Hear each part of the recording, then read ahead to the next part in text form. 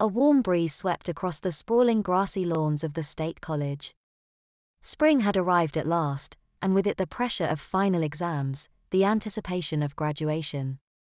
The college was abuzz with activity, the library filled with last-minute crammers, but the quad was just as packed with students desperate to get some sun after a long and cold winter. It was a stately old quad befitting a college steeped in tradition.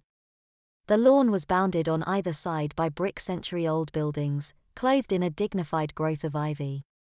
Ancient trees lined the edges of the grass, filtering the sun for the students grouped around their roots.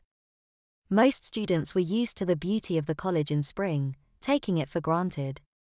They had much more pressing thoughts on their minds, especially the seniors.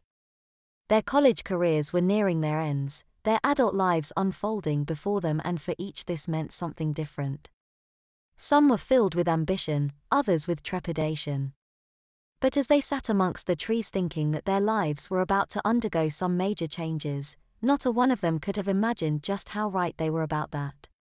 At the foot of one of the largest trees on the quad, a group of 3 such seniors reclined in the shade, enjoying each other's company in silence for the time being. Brian, Megan, and Rachel had been friends since junior high. Of course, they'd once been but a few members of a much bigger clique in high school, but with age things changed.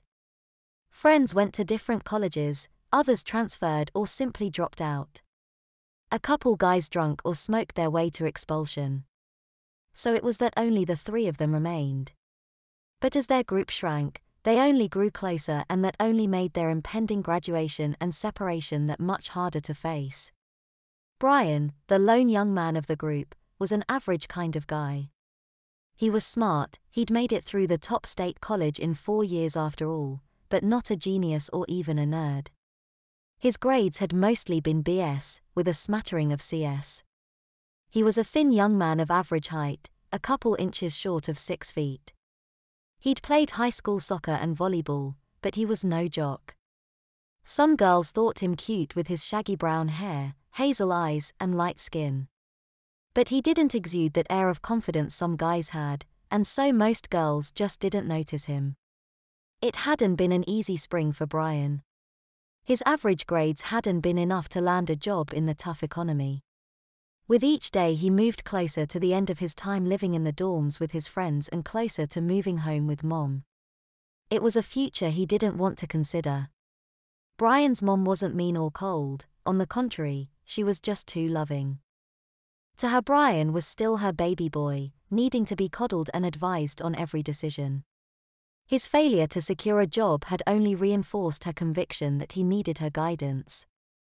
Meanwhile, without job prospects, Brian had lost all his ambition, and so rather than study for exams he now lazed on his back reading yet another dusty old novel he'd found in the expansive stacks of the college library. Rachel gave the young man a contemptuous look, glaring at him until he was forced to look up from his book. "What?" he asked.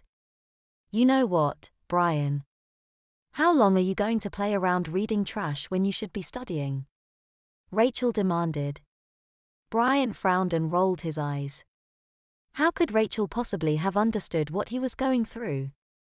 She was a successful young woman with excellent grades and a job waiting for her after graduation. Rachel had always been the studious type, serious and well-spoken. She'd been on student council in high school, captain of the college debate team. Brian knew it was never smart to get into an argument with her, but he just couldn't help himself this time. "It's Catcher in the Rye, Rachel, it's a frigging American classic. You can't call it trash."